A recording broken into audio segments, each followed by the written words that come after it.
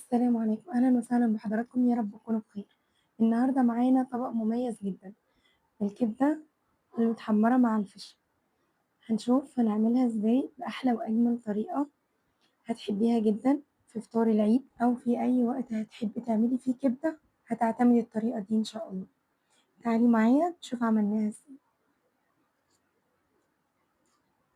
أول حاجة معايا بصلة ومَيّة بتغلي وشوية ورق لوري كده 4 ورقات، نزلنا عليهم بالفشة الأول هنسلق الفشة، ولو في حتة زور والّا حاجة نسلقها. تمام، أهم قطعة الدهنة دي، فدي هنشيلها إن إحنا هنحمّر بيها. تمام، كده كانت اتسلقت معانا الفشة قد 10 دقايق بس في المَيّة كده، ننزّل الدم والريم وكل الحاجات مش مستحبة دي.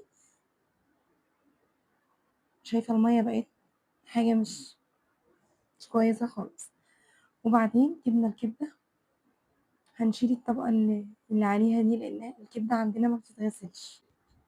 وكمان لمّا بنشيل الغلاف ده بتبقى معانا الكبدة طرية جدًا، إن ده بيخلّيها تشد لو إحنا سِبناه في الكبدة بيخلّي الكبدة معانا تشد، أمّا كده بتبقى طرية وjuicy خالص. تمام، وكده بعد ما شِلنا الطبقات كلّها من على الكبدة، هنقطّعها لقطع صغيّرة زي ما حضرتِك شايفة كده، هنقطّعها بنفس الطريقة دي، ولو هتقطّعيها أكبر من كده ما فيش مشكلة، على حسب الرغبة.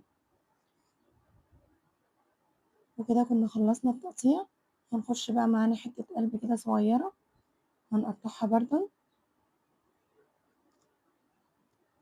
التقطيع على حسب الرغبة يعني كبير، صغيّر، حاجة ترجع لِك. هنقطّع الكمية كلّها بنفس الطريقة.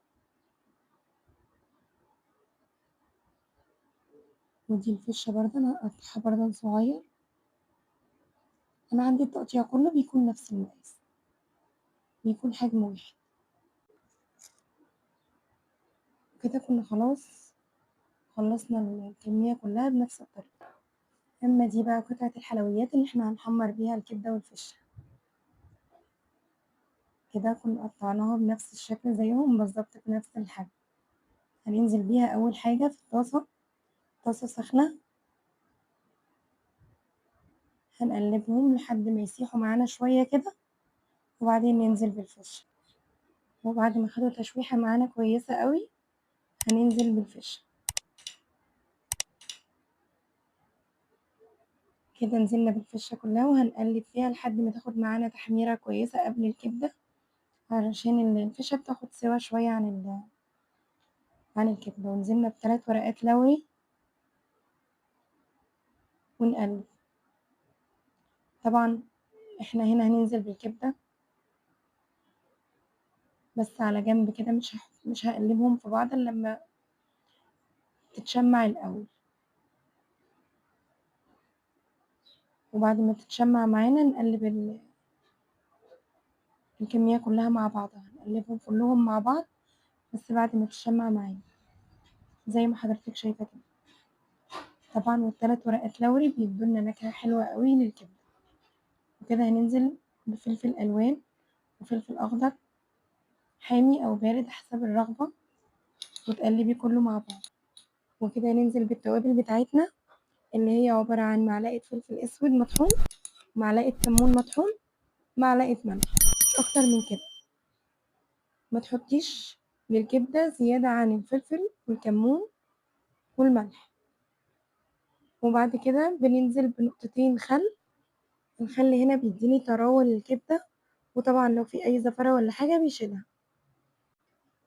كده بقى بنقلّبها قد 5 دقايق، بعد ما نقلّبها ونحمّرها كويس أوي زي ما حضرتِك شايفة السِوَى قدّامِك، بنيجي مغطّيينها قد إيه، قد 10 دقايق، بس لمّا نغطّيها نهدّي النار عليها، ونقلّب فيها كل يعني دقيقتين كده ندّيها تقليبة. وكده كانت استوت معانا وجاهزة معانا على الغرف. مدة التسوية بتاعتها كلّها ما بتكمّلش ال20 دقيقة. وكده هنغرف الكبدة بتاعتنا، وجرّبي الطريقة دي مش هتندمي، هتاكلي أحلى كبدة أكلتيها في حياتِك. ويا ريت لو مكمّلة معايا لدلوقتي ما تنسيش تشتركي في القناة وتفعّلي زر الجرس على الكل عشان يوصلِك كل جديد، ويا ريت بقى تعملي لايك على الفيديو وتسيبي لي comments حلو منِّك كده، والسلام عليكم ورحمة الله وبركاته.